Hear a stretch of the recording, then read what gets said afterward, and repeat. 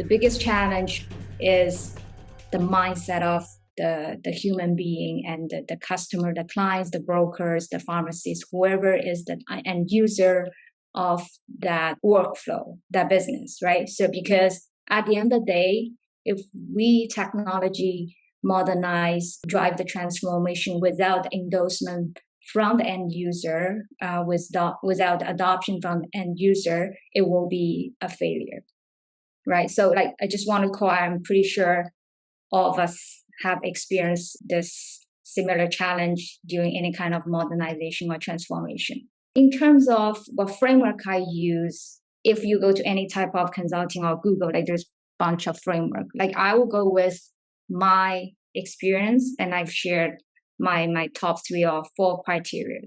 Number 1 is I use customer impact, like what we are doing. How much does it matter to our customer? Are we leveraging this modernization, whether if it's operational or technology, to make an impact to the end customers? So that's number 1. Number 2 is, are we bring any benefits to the business? Even for the technology, pure technology upgrade, is there an opportunity that we can create business benefit? It could be productivity, efficiency, or could be business growth opportunity. The third point is like operational efficiency that includes resiliency, scalability, upgrade and monitoring, including like cost play. So we have a strategy group in our organization that runs the corporate strategic plan process. And I work very closely with them to make sure that the technology roadmap forms the basis for the strategic plan. So it's not that, I don't want our technology capabilities to limit what our business strategy would be, but there is the reality of what we can and can't do based on our current capabilities. So while it doesn't mean that we can't think of grander business ideas, the roadmap to get there might take longer depending on what it is. And so we review the portfolio based on business cases, as well as the elements of application lifecycle and process maturity for certain areas, in order to highlight the opportunities for the big strategic initiatives, the big needle movers, as well as the smaller quick wins. I think it's really important to have a balance in the portfolio that is not just all big transformation type initiatives. We do need a regular rhythm of delivery and regular quick wins. And while those might be smaller, it also builds momentum and creates that change culture within the organization. So I stress a balance between foundational support, enablement, which would be net new things, optimization, which is often overlooked. We implemented that, move on to the next thing, but we're not driving value from what we've already put in, and innovation. And so while I don't have a target mix between those, I think it's important for me to be able to show the rest of the executive team what that mix is looking like each year as they come up with their ideas, and whether there should be consideration for, have we invested enough in some of our foundational pieces?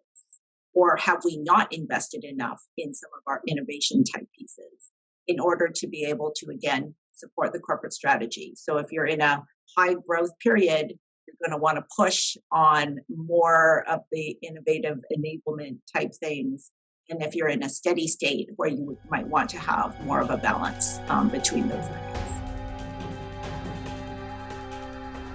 Yeah, we're just finishing up a 3-year technology transformation. I think everyone does 3 years or 5 years. When we took on this journey, we were really looking at advancing our legacy stack. And to do that, we had to reflect on a few things. And one of the things is our size. We're an 800-person organization, so we don't have unlimited resources. But we also needed a platform and applications that would scale with our growth, but meet our strategic goals of the business. So when we started down this path, like everybody else, a lot of the people on this call, we embraced cloud first. And this was really not to save costs, as Bobby kind of mentioned, is more to eliminate our need for niche skill sets. And if you start looking at IaaS, PaaS, and SaaS, we don't have to invest in infrastructure people or people who can rack and stack servers. So this becomes a little bit more along our path and our principles. But for us to have an assessment framework for all of this, and what we did at the beginning is we had some guiding principles and standards against our strategy. So again, these are some principles as we would reuse, we would buy, and then we would build. And so when we look at applications that way, we looked at our stack and made sure that we were building according to those principles. And that's just one of them. So some of the things that we did was we got away from a monolithic ERP system, and we looked at smaller capabilities, and we augmented that with enterprise integration services and a robust service, which will allow us to attach and detach applications as we move along. We invested in families of applications. I know that some of the people here are looking at diversifying their clouds, but we went to an Azure cloud. I mean, mainly because it had everything that we needed for our size of the organization, which meant the skill sets now become commoditized. Those commoditized skill sets are extremely important because we don't have to pay for those high-priced, unique skill sets that are in the marketplace. And I'd say one of the key things that we did do was strengthen the enterprise architecture discipline. For us to have principles and standards, and to be able to assess applications against a framework, you need somebody to do that with skills. So this minimizes the spend. You don't have to deal with applications that increase complexity and spend due to misaligned skills and competencies. The biggest learning is that once you go through this is an ongoing process. You don't want to create an unsustainable environment with large levels of technology debt. By not carefully looking at every application along the way, not having an application standard or framework, you end up in a position where you have to do a 3-year transformation. And hopefully people can avoid that if they do this properly. Application modernization is, as you know, costly and complex, and there are very sort of large investments that are needed if you have just legacy or non-cloud-based platforms. We've developed a cloud-first strategy, like many of you have, further enriched with a preference of buying more complete services such as SaaS, and then defaulting to PaaS and IaaS, as were just mentioned, as necessary to deliver the business value, which is our ultimate goal.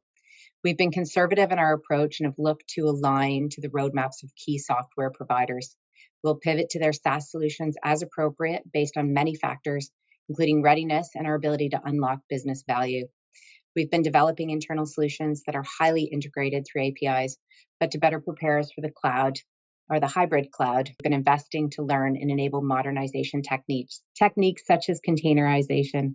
By leveraging our cloud-first strategy, we're able to holistically look at our applications and align our internal product roadmaps with our vendors' roadmaps to sequence the optimal time to modernize these platforms.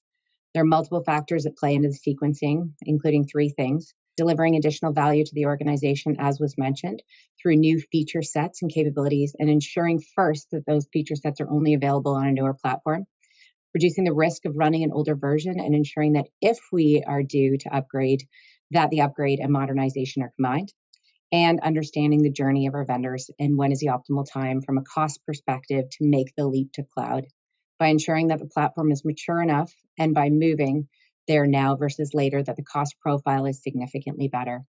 Ultimately, it's a journey, and it's our imperative that our business partners understand the future direction and benefits that come along with it, like some of the others have mentioned. What we've seen is, cloud first is certainly being adopted, but it's an operating model, right? Cloud is a strategy. And we're kind of in Cloud 2.0, and someone mentioned that. It was a perspective where 100% of my workloads needed to be there. Now it's in addition to what my workloads are. We know things like email, hey, no brainer, let's put it there. But, I think Michelle said, you got to focus on outcomes, right? We know microservices and containers lead to all the agilities that we want, availability, reliability. But what is going to be the outcome? Let's not do this just for the sake of getting that done. And it's not a one-size-fits-all approach. I think that, consumption-based architectures, elasticity, hyper-converged and growing storage in your infrastructure, maybe where that makes sense, having that flexibility. You're not going to go into, the CEO's office and ask for $1 billion, to modernize the cloud. You're going to say, hey, I have some legacy applications that are on generation 50 of, P-series or core systems and ERP systems that some of you mentioned. How are we going to take those? And there's a ton of dependencies. There's probably 30% of companies that are going to maintain that because there's just too much dependency. So I think it's a deliberate approach to look at what you've got to do and see what makes sense over time, and look at the ROI. Is it 2 years, right? Do we move something now? We might need to move it in a year. We can't wait 5 years because there's new software, new technologies that are going to happen. So it's a dichotomy of looking at all of that picture and taking a snapshot, which I know a lot of you are doing. When a problem is large, look for a small solution.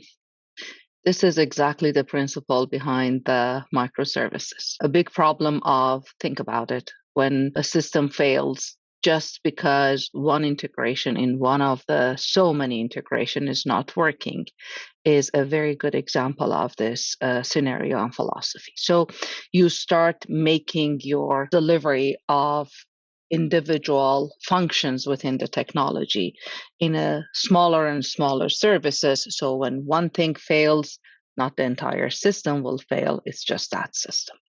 And the benefit of the support and everything else that comes with it, with regards of less and less test automation that needs to run. And with the containerization, the fact that you can run your test cases and test automation in a very separated and different kind of thread comes to the picture. So depends to where we are actually using this microservices. There are different size of the containerization that comes to the picture. Majority of it is where we are working on the web layer and on the mobile app and web layer applications. The one that are sitting on a back end normally have smaller because the interaction with the user are less, and at the same time the heavy hardware behind it can actually handle the larger containers, so to speak. I'll just add to what was said earlier. We started that journey a few years ago. So about 3 years ago or so, probably almost 4 now, we brought in agile practices into the organization. We moved away from the waterfall, I guess I would say. It's a bit hybrid. We moved away a lot of the projects from the waterfall into the agile methodology. We created squads and cluster leads and the DevOps groups. Having said that, that gave us the ability to know, and as I mentioned earlier, the cloud was about the same time as well. 3, 4, 5 years ago, we got into the cloud as well. That kind of the combination is giving us the ability now for us to create microservices and containerization.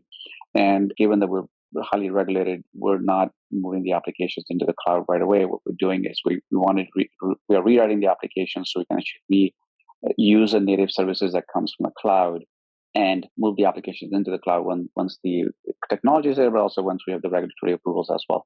So the applications that are being built today are more focused on using microservices and containerization, Kubernetes of the world, just to make sure that when it comes to lift and shift into the cloud, it'd be an easy lift and shift.